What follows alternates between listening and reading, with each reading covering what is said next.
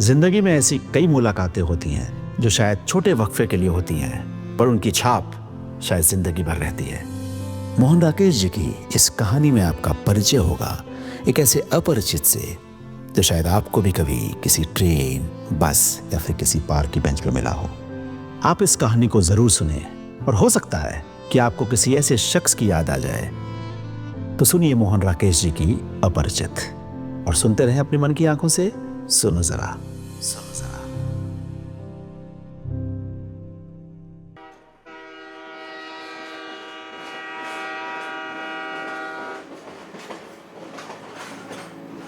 कोहरे की वजह से खिड़कियों के शीशे धुंधले पड़ गए थे। गाड़ी 40 की रफ्तार से सुनसान अंधेरे को चीरती चली जा रही थी। खिड़की से सिर सटाकर भी बाहर कुछ दिखाई नहीं देता था। फिर भी मैं देखने की कोशिश कर रहा था। कभी किसी पेड़ की हल्की गहरी रेखा ही गुजरती नजर आती तो कुछ देर के लिए संतोष होता। मन को उलझाए रखने के लिए इतना काफी था। आंखों में जरा भी नींद नहीं थी। गाड़ी को न जाने कितनी देर बाद जाकर रुकना था। जब और कुछ दिखाई ना देता तो अपना प्रतिबिंब तो कम से कम देखा ही जा सकता था। अपने प्रतिबिंब के अलावा और भी कई प्रतिबिंब थे।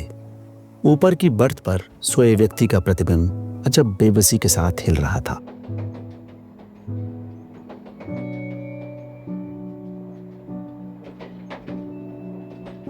सामने की बर्थ पर बैठी स्त्री का प्रतिबिंब बहुत उदास था। उसकी भारी पलकें पल भर के लिए ऊपर उठती फिर झुक जाती। आकृतियों के अलावा कई बार नई नई आवाजें ध्यान बटा देती, जिनसे पता चलता था कि गाड़ी पुल से जा रही है या मकानों की कतार से गुजर रही है।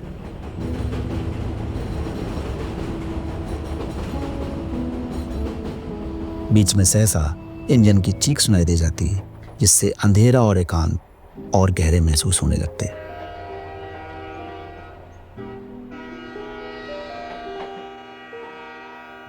मैंने घड़ी में वक्त देखा। 11:15 बजे थे।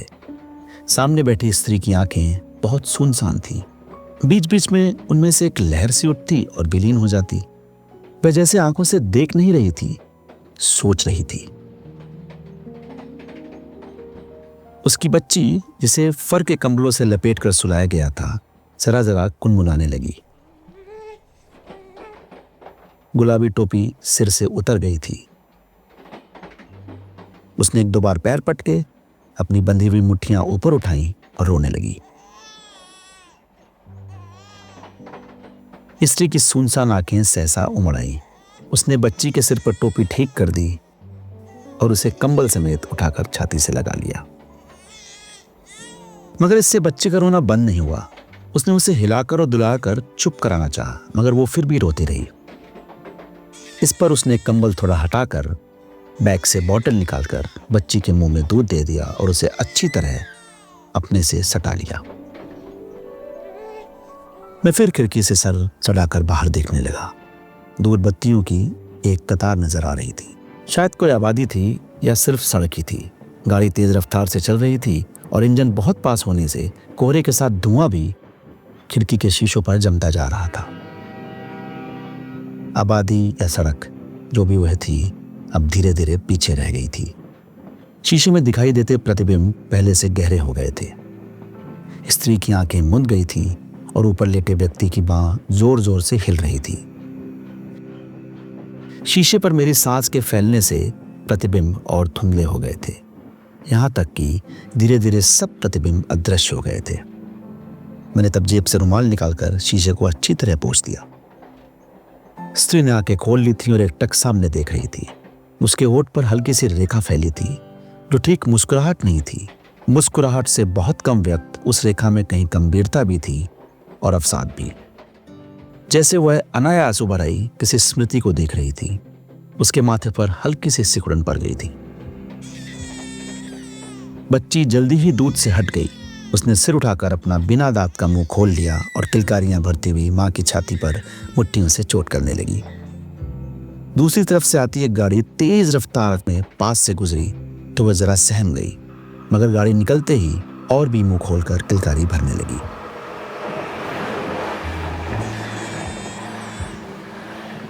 बच्ची का चेहरा गदराया हुआ था और उसकी टोपी के नीचे से भूरे रंग के हल्के हल्के बाल नजर आ रहे थे। उसकी नाक जरा छोटी थी, पर आंखें माँ की तरह गहरी और फैली हुई थी।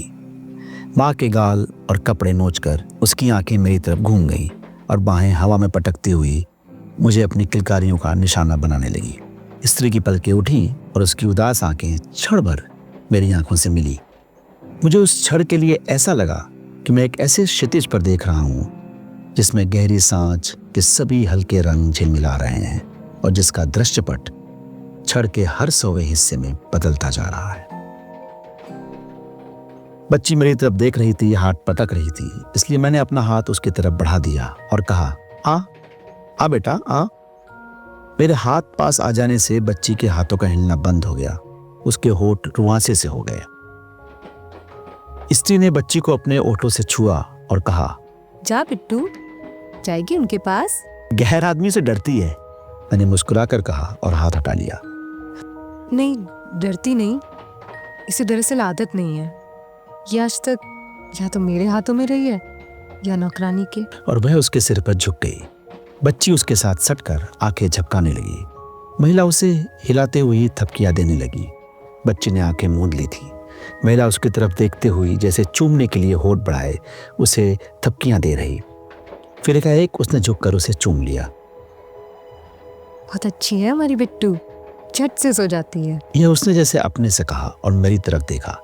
उसकी आंखों में एक उदास सा उत्साह भर रहा था। कितनी बड़ी है बच्ची? मैंने पूछा। 10 दिन बाद पूरे 4 महीने की हो जाएगी, पर देखने में अभी छोटी लगती है, नहीं? मैंने आंखों से उसकी बात का समर्थन किया। उसके चेहरे में एक अपनी ही सहजता थी, विश्वास और सादगी की। मैंने सोई हुई बच्ची के गाल को जरा सा सहला दिया। स्त्री का चेहरा और भावपूर्ण हो गया। लगता है आपको बच्चों से बहुत प्यार है। आपकी कितने बच्चे हैं? मेरी आंख उसके चेहरे से हट गई। बिजली के बल्ब के पास एक कीड़ा उड़ रहा था। मेरे? मैंने मुस्कुराने की कोशिश करते हुए कहा, अभी तो कोई नहीं है, मगर मतलब ब्याह हुआ है, अभी बच्चे अच्छे नहीं हुए। आप मर्द लोग तो बच्चों से बचे ही रहना चाहते हैं ना? मैंने होठ सिकोड़ लिए और कहा, नहीं, ये बात नहीं है। हमारे ये तो बच्ची को छूते भी नहीं, कभी 2 मिनट के लिए भी उठाना पड़ जाए चिल्लाने लगते हैं। तो खैर, उस मुसीबत से छूटकर बाहर ही चले गए। और सहसा उसकी आंखें छलछला आईं। रुलाई की वजह से उसके होठ बिल्कुल उस बच्ची जैसे हो गए। फिर सहसा उसके होठों पर मुस्कुराहट लौट आई, जैसे अक्सर सोए हुए बच्चों के साथ होता है। उसने आंखें झपकाकर अपने को सहेज कर लिया और बोली, वो डॉक्टरेट करने के लिए इंग्लैंड गए हैं। मैं उन्हें बम्बई में जहाज पर चढ़ाकर ही आ रही हूँ। वैसे 6-8 महीने की बात है, फिर मैं भी उनके पास चली जाऊंगी। फिर उसने ऐसी नजर से मुझे देखा जैसे उसे शिकायत हो कि मैंने उसकी इस व्यक्तिगत बात को उससे क्यों जान ली। अब बाद में अकेली जाएंगी? इससे अच्छा तो आप भी साथ चली गई होती। उसके होठ सिकुड़ गए और आंखें फिर अंतर्मुख हो गईं। वह कई पल अपने में डूबी रही। उसी भाव से बोली, साथ तो नहीं जा सकती थी क्योंकि अकेले उनकी जाने की भी सुविधा नहीं थी, लेकिन उनको मैंने किसी तरह भेज दिया। चाहती थी उनकी कोई तो चाह मुझसे पूरी हो जाए। दिशी की बाहर जाने की बहुत इच्छा थी। अब 6-8 महीने में अपनी तनख्वाह से कुछ पैसे बचाऊंगी और थोड़ा बहुत कहीं से उधार लेकर अपने जाने का भी इंतजाम करूंगी। उसने सोच में डूबती उतरती अपनी आंखों को सहसा सचेत कर लिया और फिर कुछ क्षण शिकायत की नजर से मुझे देखती रही। फिर बोली, अभी बिट्टू भी तो बहुत छोटी है ना, 6-8 महीने के बाद ये भी बड़ी हो जाएगी और मैं भी तब तक थोड़ा और पढ़ लूंगी। दिशी की बहुत इच्छा है कि मैं MA कर लूं, ऐसी जड़ और नाकारा हूँ कि उनकी कोई भी चाह पूरी नहीं कर पाती। इसलिए इस बार उन्हें भेजने के लिए मैंने अपने सब गहने भेज दिए। अब मेरे पास बस मेरी बिट्टू है और कुछ नहीं। और वह बच्ची के सिर पर हाथ फेरती हुई भारी भारी नजर से उसे देखती रही। बाहर वही सुनसान अंधेरा था, वही लगातार सुनाई देने वाली इंजन की आवाज।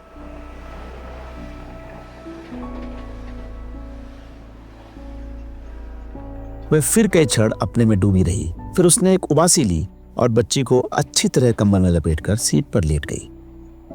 ऊपर की बर्थ पर लेटा आदमी खर्राटे भर रहा था। एक बार करवट बदलते हुए वह नीचे गिरने को हुआ, पर सहसा हड़बड़ाकर संभल गया। फिर कुछ ही देर बाद वह जोर से फिर खर्राटे लेने लगा। लोगों को जाने सफर में इतनी गहरी नींद कैसे आ जाती है। मुझे 2-2 रातें सफर करना हो तो भी मैं एक पल नहीं सो पाती। अपनी अपनी आदत होती है। हाँ, ये तो अपनी आदत की बात है। कुछ लोग बहुत निश्चिंत होकर जीते हैं और कुछ लोग होते हैं कि बगैर चिंता के जी ही नहीं सकते। और वो हंसती। उसकी हंसी का स्वर भी बच्चों जैसा ही था। उसके दांत बहुत छोटे छोटे और चमकीले थे। मैंने भी उसकी हंसी में साथ दिया। वह बोली, मेरी बहुत खराब आदत है, मैं बात बेबात की सोचती रहती हूँ। कभी कभी तो मुझे लगता है कि मैं सोच सोच कर पागल हो जाऊंगी। ये मुझसे कहते हैं मुझे लोगों से मिलना जुलना चाहिए, खुलकर हंसना, बातें करना चाहिए, मगर इनके सामने मैं ऐसे गुमसुम हो जाती हूँ कि क्या कहूँ। वैसे और लोगों से भी मैं ज्यादा बातें नहीं करती, लेकिन इनके सामने तो चुप्पी ऐसी छा जाती है जैसे मुंह में जबान ही ना हो। अब देखिए ना, इस वक्त कैसे लतर लतर बात कर रही हूँ। और वो मुस्कुराई। उसका चेहरे पर एक हल्की सी संकोच की रेखा आई। हाँ, रास्ता काटने के लिए बात करना जरूरी हो जाता है, खासतौर से तब जब नींद ना आ रही हो। उसकी आंखें पल भर फैली रहीं। फिर वो गर्दन जरा झुका कर बोली, ये कहते हैं जिसके मुंह में जबान ही ना हो उसके साथ पूरी जिंदगी कैसे काटी जा सकती है। ऐसे इंसान में और एक पालतू जानवर में क्या फर्क है। मैं हजार चाहती हूँ कि इन्हें खुश दिखाई दूँ, इनके सामने कोई ना कोई बात करती रहूँ, कि मेरी सारी कोशिशें बेकार चली जाती हैं। इन्हें फिर गुस्सा आ जाता है और मैं रो देती हूँ। इन्हें मेरा रोना बहुत बुरा लगता है। कहते हुए उसकी आंखों में आंसू छलक आए, जिन्हें उसने अपनी साड़ी के पल्लू से पोंछ लिया। बहुत पागल हूँ, जितना मुझे टोकते हैं मैं उतना ही ज्यादा रोती हूँ। दरअसल ये मुझे समझ ही नहीं पाते, मुझे बात करना अच्छा नहीं लगता, फिर जाने क्यों ये मुझे बात करने के लिए मजबूर करते हैं। और फिर माथे को हाथ से दबाए हुए बोली, आप ही अपनी पत्नी से जबरदस्ती बात करने के लिए कहते हैं।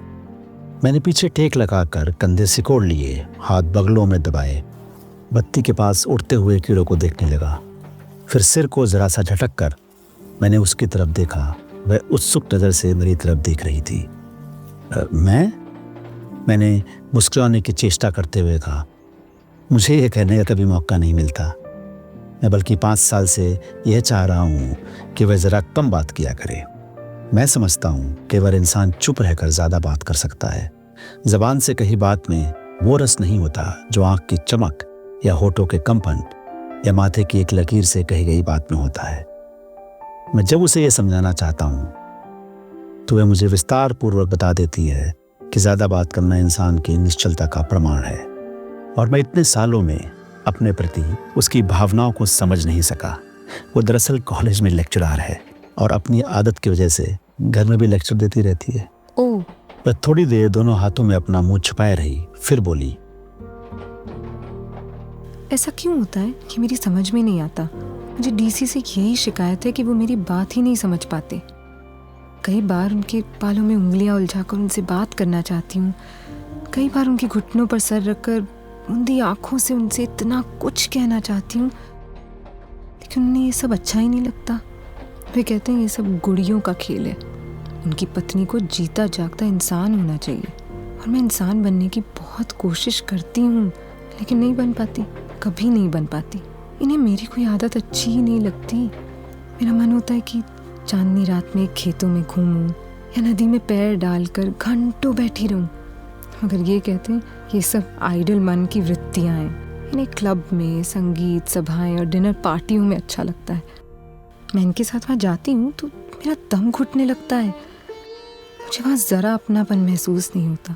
ये कहते हैं तू पिछले जन्म में मेंढकी थी, तो तुझे क्लब में बैठने की बजाय खेतों में मेंढकों की आवाज़ सुनने में ज़्यादा अच्छा लगता है। मैं कहती हूँ मैं तो इस जन्म में भी मेंढकी हूँ। मुझे बरसात में भीगना बहुत अच्छा लगता है और भीग कर मेरा मन कुछ ना कुछ गुनगुनाने को कहने लगता है। हालांकि मुझे गाना नहीं आता। मुझे क्लब में सिगरेट की धुएं में बैठे रहना नहीं अच्छा लगता। वहाँ मेरे प्राण गले को आने लगते हैं। उस थोड़े से समय में ही मुझे उसके चेहरे पर उतार चढ़ाव काफ़ी परिचित लगने लगा था। उसकी बात सुनते हुए मेरे मन पर हल्की उदासी छाने लगी थी। हालांकि मैं जानता था कि वो कोई भी बात मुझसे नहीं करना चाह रही, बल्कि वो अपने आप से बात करना चाहती थी। मेरी मौजूदगी तो सिर्फ एक बहाना था। मेरी उदासी भी उसके लिए ना होकर मेरे अपने लिए थी, क्योंकि मुख्य रूप से बात तो मैं उससे कर रहा था, पर सोच अपने बारे में रहा था। मैं 5 साल से मंजिल दर मंजिल विवाहित जीवन से गुजरता आ रहा था, रोज ही सोचते हुए कि शायद आने वाला कल जिंदगी के इस ढांचे को बदल देगा। सतह पर हर चीज ठीक थी, कहीं कुछ गलत नहीं था, मगर सतह के नीचे जीवन कितनी कितनी उलझनों और गांठों से भरा हुआ था। मैंने विवाह के पहले दिनों में ही जान लिया था कि नलिनी मुझसे विवाह करके सुखी नहीं हो सकती, क्योंकि मैं उसकी कोई महत्वाकांक्षा पूरी करने में सहायक नहीं हो सकता। वह एक भरा पूरा घर चाहती थी जिसमें उसका शासन हो, और ऐसे सामाजिक जीवन में जिसमें उसे महत्व का दर्जा प्राप्त हो। वह अपने से स्वतंत्र अपने पति के मानसिक जीवन की कल्पना नहीं करती थी। उसे मेरे भटकने की वृत्ति और साधारण चीजों का मोह मानसिक विकृतियां लगती थी, जिन्हें वह अपने अधिक स्वस्थ जीवन दर्शन से दूर रखना चाहती थी। उसने इस विश्वास से इस जीवन का आरंभ किया था कि वह मेरी त्रुटियों की क्षतिपूर्ति करते हुए बहुत शीघ्र ही मुझे सामाजिक दृष्टि के सफल व्यक्ति बनाने की दिशा में ले जाएगी। उसकी दृष्टि में यह मेरे संस्कारों का दोष था, जो मैं इतना अंतर्मुख रहता था और इधर उधर मिलजुल कर आगे बढ़ने का प्रयत्न नहीं करता था। वह इस परिस्थिति को सुधारना चाहती थी, पर परिस्थिति सुधारने की जगह बिगड़ती ही गई।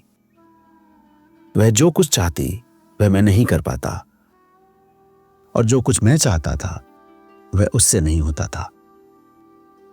इसमें हम में अक्सर लड़ाई होने लगी और कई बार दीवारों से सिर टकराने की नौबत भी आ जाती। मगर यह सब हो चुकने पर नलिनी बहुत जल्दी स्वस्थ हो जाती और उसे फिर मुझसे यह शिकायत होती कि मैं 2-2 दिन अपने को उन साधारण घटनाओं के प्रभाव से मुक्त क्यों नहीं कर पाता। मगर मैं 2-2 दिन क्या, कभी उन घटनाओं के प्रभाव से मुक्त नहीं हो पाता था, और रात को जब वो सो जाती थी तो घंटों तकिए में मुंह छुपाए कराता रहता था। नलिनी आपसी झगड़े को इतना महत्व नहीं देती थी जितना मेरे रात भर ना सोने को, और इसके लिए मुझे नर्व टॉनिक लेने की सलाह दिया करती थी। विवाह के पहले 2 वर्ष इसी तरह बीते थे, और इसके बाद हम अलग अलग जगह काम करने लगे थे। हालांकि समस्या जो की तो बनी थी, पर जब भी हम इकट्ठे होते वह पुरानी जिंदगी लौट आती थी। फिर नलिनी का यह विश्वास अभी कम नहीं हुआ था कि कभी न कभी मेरे सामाजिक संस्कारों का उदय अवश्य होगा, और तब हम साथ रहकर सुखी विवाहित जीवन व्यतीत कर सकेंगे। उस स्त्री ने अपनी बच्ची के सिर पर हाथ फेरते हुए पूछा, आप कुछ सोच रहे हैं? मैंने सहसा अपने को सहेजा और कहा, हाँ, मैं आपकी बात को लेकर सोच रहा था। कुछ लोग होते हैं जिनसे दिखावटी शिष्टाचार आसानी से नहीं ओढ़ा जाता। आप भी शायद उन लोगों में से एक हैं। मैं नहीं जानती, मगर इतना जानती हूँ कि मैं बहुत से परिचित लोगों के बीच अपने को अपरिचित, बेगाना और अनमेल अनुभव करती हूँ। मुझे लगता है कि मुझ में ही कुछ कमी है। मैं इतनी बड़ी होकर भी वह कुछ नहीं जान समझ पाई जो लोग छुटपन में ही सीख जाते हैं। तीशी का कहना है मैं सामाजिक दृष्टि से बिल्कुल मिसफिट हूँ। आप भी यही समझती हैं? कभी समझती हूँ, कभी नहीं भी समझती। एक खास तरह के समाज में मैं ज़रूर अपने को मिसफिट अनुभव करती हूँ, मगर कुछ ऐसे लोग भी हैं जिनके बीच जाकर मुझे बहुत अच्छा लगता है। ब्याह से पहले मैं 2-1 बार कॉलेज की पार्टियों के साथ पहाड़ों पर घूमने के लिए गई थी। वहाँ सब लोगों की मुझसे यही शिकायत होती थी कि मैं जहाँ बैठ जाती हूँ वहीं की हो जाती हूँ। मुझे पहाड़ी बच्चे बहुत अच्छे लगते हैं। मैं उनके घर के लोगों से भी बहुत जल्दी दोस्ती कर लेती थी। एक पहाड़ी परिवार की मुझे आज तक याद है। उस परिवार के बच्चे मुझसे इतना घुल मिल गए थे कि मैं बड़ी मुश्किल से उन्हें छोड़कर उनके यहाँ से चल पाई थी। मैं कुल 2 घंटे उन लोगों के पास रही थी। 2 घंटे में मैंने उन्हें नहलाया धुलाया भी और उनके साथ खेलती भी रही। बहुत ही अच्छे बच्चे थे। हाय, उनके चेहरे इतने लाल थे कि क्या कहूँ। मैंने उनकी माँ से कहा अपने छोटे बेटे कृष्णू को मेरे साथ भेज दें। हंसने लगी, बोलती सभी को ले जाओ, यहाँ कौन सा उनके लिए मोती रखें। यहाँ तो 2 साल में इनकी हड्डियाँ निकल आएंगी, वहाँ खा पी कर अच्छे तो रहेंगे। मुझे उसकी बात सुनकर रुलाई को आई। मैं अकेली होती तो शायद कई दिनों के लिए उन लोगों के पास रुक जाती। ऐसे लोगों में जाकर मुझे बहुत अच्छा लगता है। यह तो अपनी अपनी बनावट की बात है। मुझे खुद आदिम संस्कारों के लोगों के बीच रहना बहुत अच्छा लगता है। मैं आज तक एक जगह पर घर बनाकर नहीं रह सका और ना ही आशा है कि कभी रह सकूंगा। मुझे अपनी जिंदगी की जो रात सबसे ज्यादा याद आती है वह रात मैंने पहाड़ी गुजरों की बस्ती में बिताई थी। उस रात उस बस्ती में एक ब्याह था। इसलिए सारी रात वे लोग शराब पीते और नाचते गाते रहे। मुझे बहुत हैरानी हुई जब मुझे बताया गया कि वही लोग 10-10 रुपए के लिए आदमी का खून भी कर सकते हैं। आपको सच में इस तरह की जिंदगी अच्छी लगती है? आपको खुशी हो रही होगी कि पागल होने के उम्मीदवार आप अकेली नहीं हैं, मैंने मुस्कुराकर कहा। वह भी मुस्कुराई। उसकी आंखें सहसा भावनापूर्ण हो उठी। उस एक क्षण में मुझे उन आंखों में न जाने कितना कुछ दिखाई दिया। करुणा, शोक, ममता, आर्द्रता, ग्लानि, भय, असमंजस और स्नेह। उसके होठ कुछ और कहने के लिए कांपे, लेकिन कांप कर ही रह गए। मैं भी चुपचाप उसे देखता रहा। कुछ क्षणों के लिए मुझे महसूस हुआ कि मेरा दिमाग बिल्कुल खाली है। मुझे पता नहीं मैं क्या कह रहा था, आगे क्या कहना चाहता था। सहसा उसकी आंखों में फिर वही सूनापन भरने लगा और क्षण भर में वह इतना बढ़ गया कि मैंने उसकी तरफ से आंख हटा ली। बत्ती के पास उड़ता कीड़ा उसके साथ सटकर झुलस गया था। बच्ची नींद में भी मुस्कुरा रही थी। खिड़की के शीशे पर इतनी धुंध जम गई थी कि उसमें अपना चेहरा भी दिखाई नहीं देता था। गाड़ी की रफ्तार धीमी हो रही थी। कोई स्टेशन आ रहा था। 2-1 बत्तियां तेजी से निकल गईं। मैंने खिड़की का शीशा उठा दिया। बाहर से आती बर्फानी हवा के स्पर्श ने स्नायुओं को थोड़ा सचेत कर दिया। गाड़ी एक बहुत नीचे प्लेटफॉर्म के पास आकर खड़ी हो रही थी। यहाँ कहीं थोड़ा पानी मिल जाएगा? मैंने चौंक कर देखा। वह अपनी टोकरी में से कांच का गिलास निकालकर अनिश्चित भाव से हाथ में लिए। उसके चेहरे की रेखाएं पहले से गहरी हो गई थी। पानी आपको पीने के लिए चाहिए? हाँ, कुल्ला करूंगी और पीऊंगी भी। न जाने क्यों होठ कुछ चिपक से रहे हैं। बाहर इतनी ठंड है फिर भी। देखता हूँ यहाँ कोई अगर नल वल हो। मैंने गिलास उसके हाथ से ले लिया और जल्दी से प्लेटफॉर्म पर उतर गया। न जाने कैसा मनहूस स्टेशन था कि कहीं पर कोई इंसान नजर नहीं आ रहा था। प्लेटफॉर्म पर पहुंचते ही हवा के झोंकों से हाथ पैर सुन्न होने लगे। मैंने कोट के कॉलर ऊंचे कर लिए। प्लेटफॉर्म के जंगले के बाहर से फैलकर ऊपर आए 2-1 पेड़ हवा में सरसरा रहे थे। इंजन के भाप छोड़ने से आवाजें सुनाई दे रही थी। शायद वहां गाड़ी सिग्नल ना मिलने की वजह से रुकी हुई थी। दूर कई डब्बों के पीछे एक नल दिखाई दिया तो मैं तेजी से उस तरफ चल दिया। ईंटों के प्लेटफॉर्म पर अपने जूते का शब्द मुझे बहुत अजीब सा लगा। मैंने चलते चलते गाड़ी की ओर देखा। किसी खिड़की से कोई चेहरा बाहर नहीं झांक रहा था। मैं नल के पास जाकर गिलास में पानी भरने लगा। तभी हल्की सी सीटी देकर गाड़ी एक झटके के साथ चल पड़ी।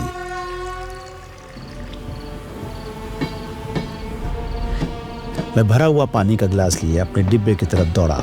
दौड़ते हुए मुझे लगा कि मैं उस डिब्बे तक नहीं पहुंच पाऊंगा और सर्दी में उस अंधेरे और सुनसान प्लेटफॉर्म पर ही मुझे बिना सामान रात बितानी होगी। यह सोचकर मैं और तेज दौड़ने लगा।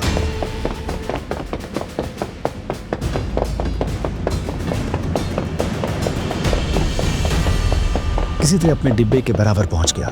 दरवाजा खुला था और वो दरवाजे के पास खड़ी थी। उसने अपना हाथ बढ़ाकर गिलास मुझसे ले लिया। फुटबोर्ड पर चढ़ते ही मेरा पैर अचानक से फिसला, मगर अगले ही क्षण मैं फिर से खड़ा हो गया। इंजन तेज होने की कोशिश में हल्के हल्के झटके दे रहा था और ईंटों के प्लेटफॉर्म की जगह अब नीचे स्पष्ट गहराई दिखने लगी थी। अंदर आ जाइए। उसके ये शब्द सुनकर मुझे एहसास हुआ कि मुझे फुटबोर्ड के आगे भी जाना है। डिब्बे के अंदर कदम रखा तो मेरे घुटने जरा जरा कांप रहे थे।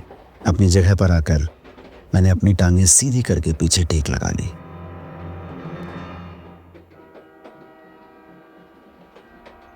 कुछ पल बाद आंखें खोली तो लगा वो इस बीच मुंह धो के आई है। फिर भी उसके चेहरे पर मुर्दानी सी छा रही थी। मेरे होठ सूख रहे थे। फिर भी मैं थोड़ा मुस्कुराया। क्या बात है, आपका चेहरा ऐसा क्यों हो रहा है? कितनी मनहूस हूँ ना। क्यों? अभी मेरी वजह से आपको कुछ हो जाता। ये खूब सोचा आपने। नहीं, मैं हूँ ही ऐसी। जिंदगी में हर एक को दुखी दिया है। अगर मेरी वजह से आपको कुछ हो जाता, आप न चढ़ पाते तो मुझे नहीं पता, पर उसने खामोश रहकर आंखें झुका ली। मैंने देखा कि उसकी सांस जल्दी जल्दी चल रही है। महसूस किया कि वास्तविक संकट की अपेक्षा कल्पना का संकट कितना बड़ा और खतरनाक होता है। शीशा उठा रहने से खिड़की से ठंडी हवा आ रही थी। मैंने खींचकर शीशा नीचे कर लिया। आप क्यों गए पानी लेने के लिए? आपने मना क्यों नहीं कर दिया? उसके पूछने के लहजे से मुझे हंसी आ गई। आप ही ने तो कहा था। मैं तो मूर्ख हूँ, कुछ भी कह देती हूँ। आपको तो सोचना चाहिए था ना। अच्छा, मैं अपनी गलती मान लेता हूँ। इससे उसके मुरझाए होठों पर भी मुस्कुराहट आ गई। आप भी कहेंगे कैसी लड़की है। मैं सच कहती हूँ, मुझे जरा अकल नहीं है। आप हंस क्यों रहे हैं? मुझे हंसने की आदत है। हंसना अच्छी आदत नहीं है। मुझे इस पर फिर हंसी आ गई। वह शिकायत भरी नजर से मुझे देखती रही। गाड़ी की रफ्तार फिर तेज हो रही थी। ऊपर की बर्थ पर लेटा आदमी सहसा हड़बड़ा कर उठ गया, फिर जोर जोर से खांसने लगा।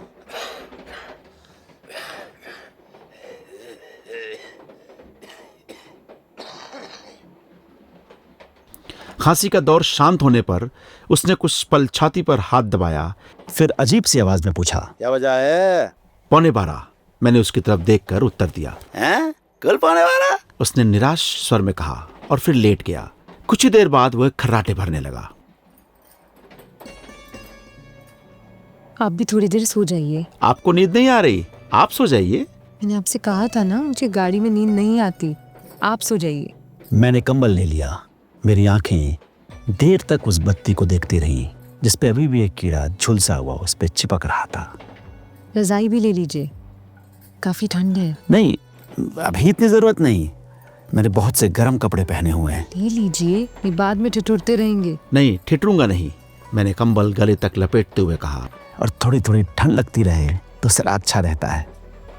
बत्ती बुझा दूं? नहीं, रहने दीजिए। नहीं, बुझा देती हूँ, ठीक से सो जाइए। और उसने उठकर बत्ती बुझा दी।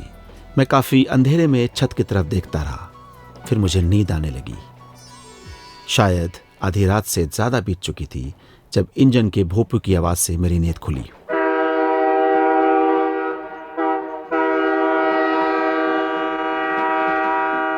वह आवाज कुछ ऐसी भारी थी कि मेरे सारे शरीर में एक झुरझुरी सी भर गई। पिछले किसी स्टेशन पर इंजन बदला गया था। गाड़ी धीरे धीरे चलने लगी तो मैंने सिर थोड़ा ऊंचा उठाया। सामने की सीट पे देखा तो वो स्त्री वहां नहीं थी।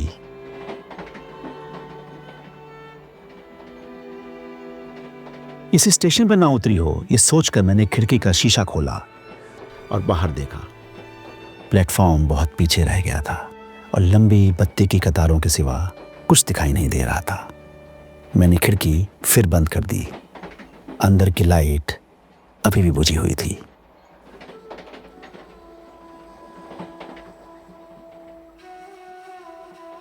बिस्तर के नीचे सरकते हुए मैंने देखा कि मैंने कंबल के साथ रजाई भी ओढ़ी हुई थी, जिसको बहुत अच्छे से लपेट दिया गया था।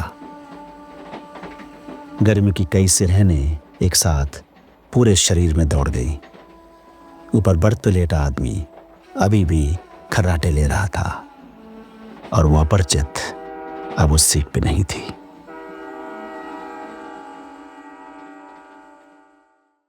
अगर आपको ये कहानी पसंद आई हो तो आप इसे शेयर, सब्सक्राइब और लाइक जरूर करें और सुनते रहें अपनी मन की आंखों से।